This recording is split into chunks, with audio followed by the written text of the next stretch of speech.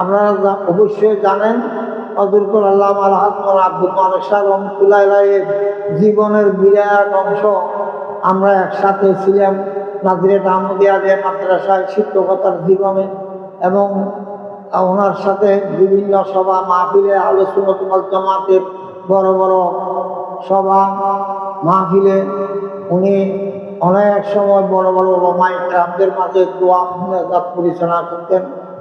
বিশেষ করে আমাদের ইমাম আহলে সুন্নাত আল্লামা কাজী নজরুল ইসলাম হাশিমি রহমতুল্লাহ আলাইহি এবং অন্যান্য বড় বড় ওলামায়ে কেরামদের মাঝে ওনার একটা সুনাম সুখ্যাতি ছিল, এবং উনি একজন পরহেজগার আল্লাহওয়ালা গৌসুল আজম মাইজভান্ডারীর দরবারের ভক্ত অনুরক্ত ছিলেন। ওসি গৌসুল আজমের একজন উল্লেখযোগ্য একজন মুরিদ ছিলেন, এবং মাইজভান্ডার দরবার শরীফ থেকে ফয়েজ বরকত হাসিল করেছেন। এটা আমাদের এলাকায় সবাই আপনারা অবশ্যই অবগত আছেন।